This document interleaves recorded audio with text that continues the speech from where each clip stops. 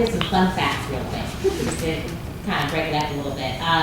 So just true or false, let me know if you guys think this is true or false. Half of all marriages end in divorce. True. True? True? False. Who said false? You were right. You get a high five from me. It's not half. It's close. It's not half. 29.999. According to the Center of Disease Control, I got my facts from there, CDC, it's about 45 to 48%. And it's actually been decreasing. So that's great. That's great. We're doing a little bit better. Or we're not getting there. So that's good. Okay, another fun fact is that, well, I don't know if this is fun, but 32% of African American couples end up with divorce compared to 21% of white individuals and 22% Hispanic. True? You guys think it's true or false? True. False. Oh. I say true. The number, it might be wrong. It's higher. It's higher. Yeah, we're always the highest in every nation. So the guys, people that said false, you guys are wrong. People that said true, you guys are right. Yeah. So the numbers might be off, but you know statistics, they can vary. They're not always on point, but we are higher in divorce. So we'll get on to the next question. You guys shared your experience of how your divorce affected your family and your social life. No. My experience might be a little different because I left my husband. So my husband lived with me. So it was very difficult with his, I guess how he responded to me leaving, because I did a straight dramatic leave. Like I packed up all my stuff. I was living in Baltimore. I packed up all my stuff on a van and truck and drove to Atlanta and moved. So no longer do I live in the same city with you, and I'm gonna need you to sign right here. So it affected his family because, like literally, like where's your wife? She's gone. And we had a lot of mutual friends, so I mean they kind of had to figure that out too, because our entire home just is no longer. And it also affected my family life, because after that divorce, I partied. I partied for at least 2.5 years, and I lost 50 pounds. I was just going through it. I literally saw the decline in my life, and my family saw that too, because I lost a lot of weight. I was 180 pounds at the time, and I went down to 128. And I mean, my mom saw me and was like, "Oh my God!" And like my cheeks were, going in, and I'm wearing a size 2. And I mean, that whole experience, people around me were affected because they were like, "What's going on?" And like he said, I'm fine. I got this. I'm good. I'm partying. I'm drinking. I'm doing everything, but I'm not good.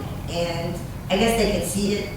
So they were still trying to reach out to me and everything, but I think that was the most thing that affected my family, is watching my health decline and my weight drop, and me not seeming like I was doing anything about it. So we did have a lot of mutual friends. I met my husband in college, so I went to a black college. So it was 4,000 on campus. So pretty much everybody knew each other. We had a lot of mutual friends, and a lot of them lived in the DC, Baltimore area. So we did a lot of partying and kicked it or whatever. And so when that happened, everyone took my side. So from his perspective, I could see why he was very upset. But the reason why they took my side is because of the kind of person he is and why we're divorced. So I think he kind of felt alone, and then he got raged by that, and it just directed towards me like a total beam of light of rage that was like at my life. And that kind of is why the decline happened. Because he tried to sue me for alimony. He tried to do everything he possibly could to make my life miserable. And I had a very high stressful job, so I guess that's why, I just couldn't take it and I went down. And so that would be how they affected my family, seeing all of that, and my friends. And they wanted to go who ride on him. Like literally jump in the car and be like, "Yo, we got one more time to make a call, and then we're getting in the car and we're going." And I'm like, "Please do not compound it. I don't need no cases. I don't need none of that. All I need them to do is sign." For me, just on the family aspect, it was very hard because of the way that the situation played out. I come from a family where we really don't believe that marriage is we kind of believe that unless there's infidelity or abuse or, really huge issues like that, you should stick through and fight for the marriage. So our marriage didn't end on that basis, and it was very hard because of the fact that, my daughter is the first granddaughter on the side of my family, and, we all wanted to make sure she was going well, but then I saw how much pain it was putting like my parents and my brother through, and I literally kind of shut down. Because I didn't want anything in my life to be causing anybody pain. Like my dad has always been kind of, strict growing up and all this kind of stuff. And even through him, I could see that he was hurting through what I was going through. So I kind of kept everybody at arm's distance, even my friends, and didn't really bring them into it. But then I started seeing as the months were going on that was actually hurting them more because they felt like I wasn't really talking to them about what was really going on with me. But they could see it in my face, they could see it in my actions, hear it in my voice. Kind of like how wrecked I was.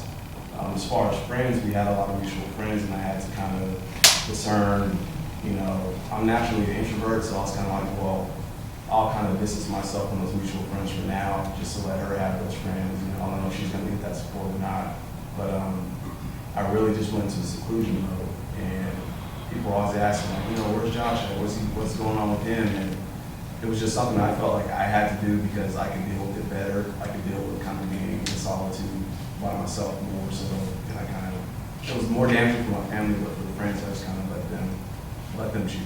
Because I didn't want them to feel like, can we invite him over to the house, or can we invite her, or can we invite both of them, and how's it going to be? So I just kind of let that be. I guess for me, I wasn't really close to his family because his family wasn't really close to him. He lived in Macon, we lived in Atlanta, it's less than an hour away, and they hardly ever saw each other. I saw my parents more in California, and he saw his family in Macon. I think that was something that I wanted to assist with that. I, began a relationship with his sister and his mother, but after you start going through issues, you always get your family back.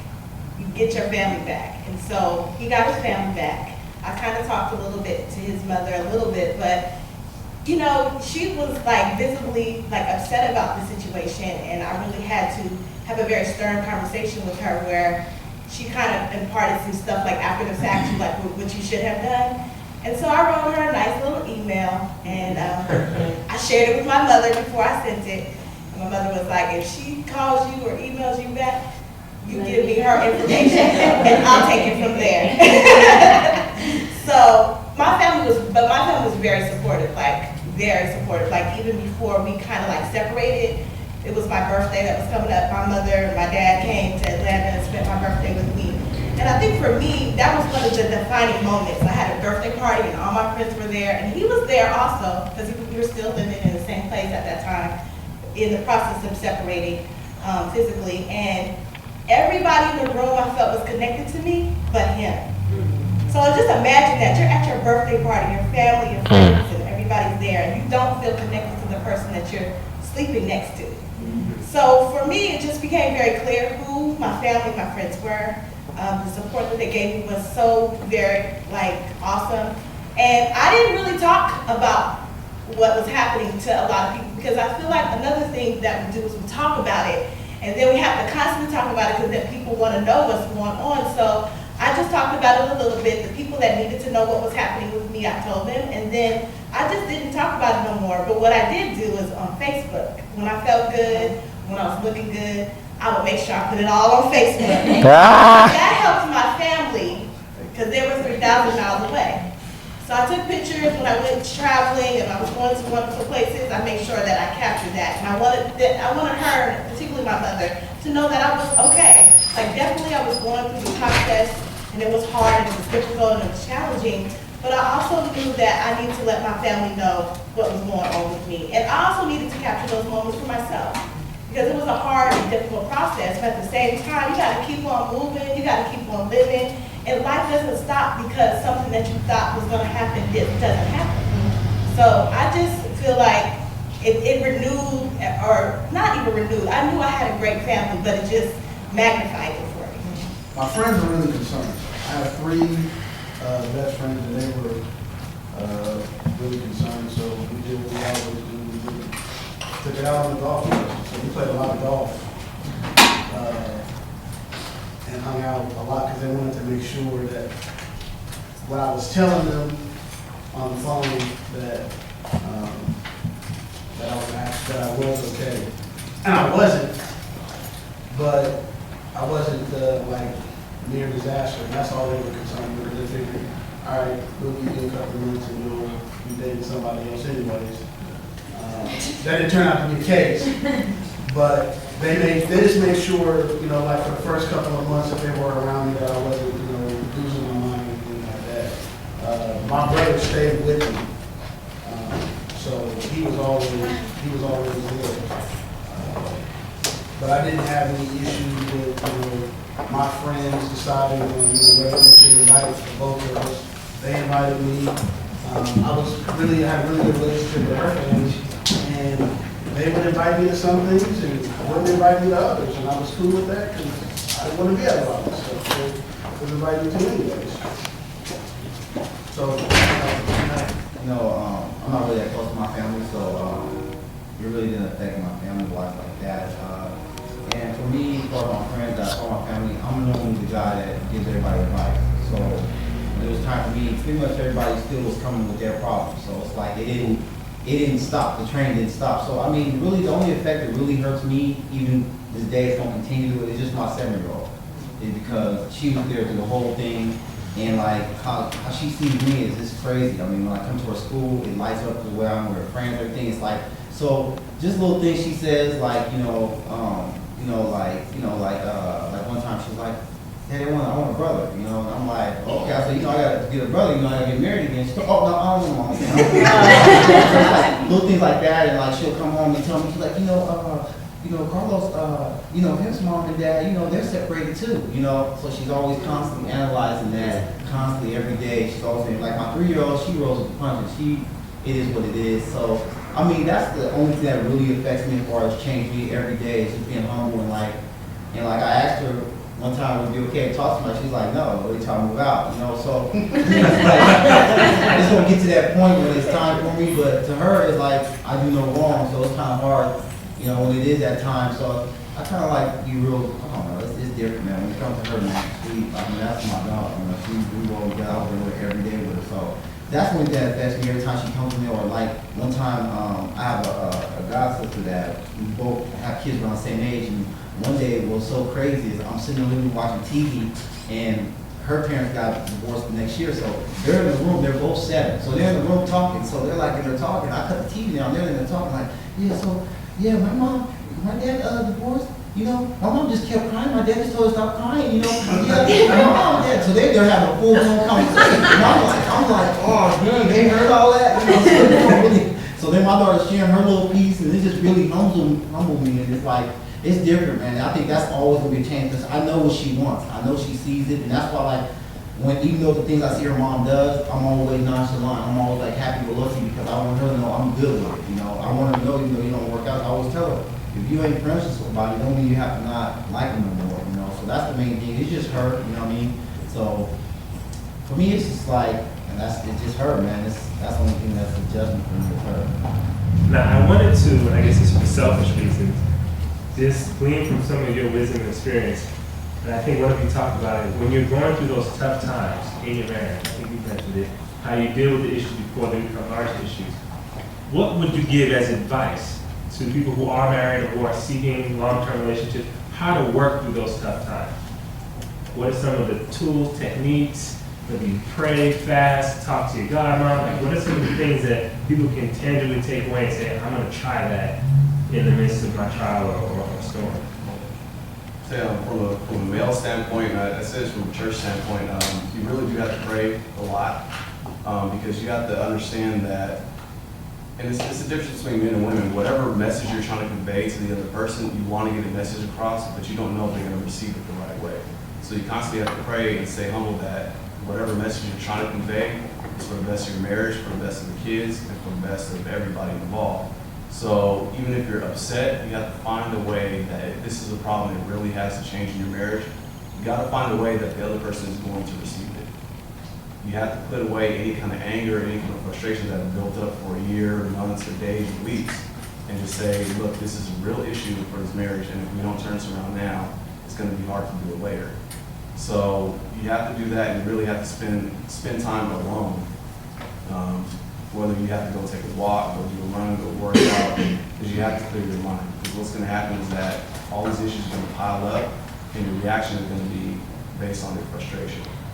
So you have to take time to really calm yourself down, figure out the best way, which is going to be mutually beneficial for the marriage, and just really get your message out there. Don't wait. Don't say, well, they may not receive it this way. They may get mad. You have to put it out there, because it's like a snowball. Once it starts rolling, you can't stop it. It becomes an avalanche. And you really can't stop an avalanche. And once that person gets it in their mind that they no longer want to be there, you can't change that. My one thing is to say, this is coming from a positive point of view, and when I say this, I want you to look at it from a positive point of view. If once you say you love somebody, whether you get married or not, if you guys not married yet, once they love them, that's the person you're planning on being with the rest of your life. So when you look at it from that point of view, when you guys get mad, get angry and all that, you gotta look at, that's the person I love. This person has done this, has done that. And when you love somebody, I don't care how long, if you knew your mom longer than that person comes before everybody. Because I guarantee you, if you look at your grandma and grandpa right now, their best friends and their cousins are not there. So I don't know my grandma's best friend. It's either grandma and grandpa together or grandma and grandpa by themselves. So when these people out here that say, my kids come first, no, it don't work like that. Even me, I got 2 girls. If I get married, if I say I love somebody, it comes my wife, then my kids, because we raise our kids to leave. So why am I invest so much into them, they're going to leave. So it's like, when you get on grade, it's going to be that woman, your back hurt, she's going to be right there rubbing. When you need something to get picked up, he's the one going to be lifting it up. So it's like, people really need to understand what that means is your family is there to tell you what they disagreements is, but they're there to catch you when you fall, not there to lean on you and tell you what you need to do. So the main thing I tell you is this, if y'all two together, it's about y'all two, because what works for y'all might not work for the next person. There's people out there right now that say, I couldn't date a person that's in the NBA because he's always gone. But there's somebody out there that's doing it.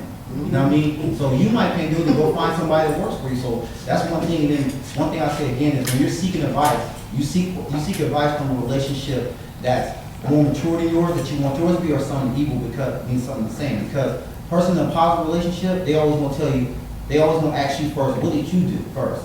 You know what I mean? A person that's negative, they gonna start relating and say, well, leave her, because positive people always tell, they want you to do everything before you make that step. As far as they want to tell you to go to counseling, have you guys talked, have you did this, hey, do game night, do. A positive relationship is going to tell you that because they got longevity.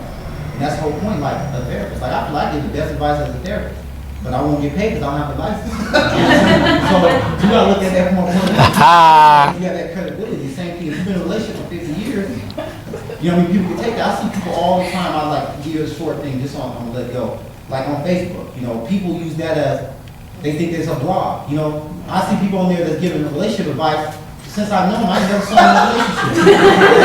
But they got all the quotes in the world about relationships. So it's like, and people really, it kills me. So like, I'm on Facebook, but Facebook just remind me to humble myself that you need to understand and work on yourself, because the proof is in the pudding. Like, I'm looking at them right there. I'm like, man, I got jealous for a minute. I swear. I mean, I'm telling you, with me, what keeps me positive, I stay with my cousin and his wife. That's what I do. Because when I stray away, because I'm the third wheel. Because I know that's what I want. If I keep with my boys, I'm going to stay over there. To answer from my perspective of how to work out issues, would be 2 things. One, you mentioned love being at the core of it. Love is patient, love is kind, love is long-suffering. If you go into any issue with that kind of thought process, then you'll be patient when they're saying something that you don't agree with. You'll be long-suffering when it's like, okay, this solution might come a little bit in a time, and I'm gonna have to wait. You don't record wrongdoings and all those things. So, and it never fails. So whatever we're trying to work out, we're going to work out even if it takes time. And the second thing I would say with issues is have a solution. Even with the issue that you're about to deal with, present some examples or some solutions to the table. Don't just be like, I hate it when you do this. This is how what you do makes me feel. And when I feel like this, it hinders me from having sex with you tonight. It hinders me from wanting to cook for you tonight. It hinders me from even wanting to hear what you have to say when you come home from work. And we don't want that, because I know you want to. So, how about we handle it like this, possibly, and then give examples I think that at least gives him a way out, or the person a way out to say, you're not coming at my neck, you're just kind of giving me how that makes you feel and how it's gonna affect me, because I want sex tonight. So I'm sure Amanda can literally say, okay, mix that, because I'm gonna do that tonight. So you want the steaming butt? I think for me, what I needed to do differently is I was reacting. So he would do something and I would react to it. And I was like, do you like making me mad? Like, I came to the conclusion, like, you like making me mad. So I had to switch up my behavior. I had to stop reacting. I had to start paying attention. And you have to listen. I think oftentimes we do not listen enough. And when I started listening, I heard everything that I needed to hear. And so when you start listening and paying attention, then you can make good decisions, and you don't have to figure it out. It's clear as day. Like, you don't have to just be like, well, I wonder what he's wondering. No, he told you, but you didn't hear it. And he said it 2 days ago. So I started paying attention, I started listening, and then I think also being still. I think sometimes we just want to move, and do something, and reacting could also not just be words, but thinking your actions. So I stopped acting in any kind of way, started being real still. And then I realized it was like trying to make fights with me, and I'm like, I'm not angry, so why? I'm not going to participate today. And so when I started doing that, it just made me feel better about how I was participating, because I think one of the things about love is this real short line that they say between love and hate. And it could get like, oh my gosh, you want to kill this person. And I was like, I don't want to have to kill this person. Like, that's not what I'm trying to do. I really want to know what the problem is. And I think also when I became still and quiet and started listening, he could not do anything but to tell me the truth. And that's when the truth came out, and I feel like that was when I got my closure. And for me, I feel like that was nothing but God, for you to tell me exactly. But okay, he told me, I think one of the things he said to me that was so clear as day is that I'd rather see you happy without me than sad with me. Now, that's not a clarifying statement, I don't know what is. And once he said that, I was clear. So I think that's one of the things, some of the things that we have to do, and advice that I would give to other people. I would tell anybody that's thinking about getting married, or another couple that is married, you want to have a mentor, preferably a couple that's been married. Like you said, I have an aunt and uncle that's been married for 50 years. My best friend's parents, they were been married for 34 years. I would talk to his mother, because you married somebody for you married to a man for 34 years, you speak man pretty well. And my issue was that I didn't speak woman. And so some of the things that she would say, like, I'm not good at reading in between the lines. You have to tell me directly what it is that you want. Don't expect me to try to figure it out like it's a Rubik's Cube or nothing like that. I ain't gonna do it. And so some of the issues that I had, I would have to take them to someone who was more mature, who had been there, done that. And she said, look, this is what she's saying in so many words. If you have a person like that, or some people like that that you can go to and get advice from, because they've been there. They've done, they've been in heated discussions and situations where it got real close to one of them leaving the door before, and that's how they worked it out. And so they have, ideas. They have, that experience to be able to guide you in the right direction. So absolutely, I would tell anybody, find somebody, aunt, uncle, pastor, whomever, and ask them, if they'll take you under their wing and just kind of help the both of you out to get where they are.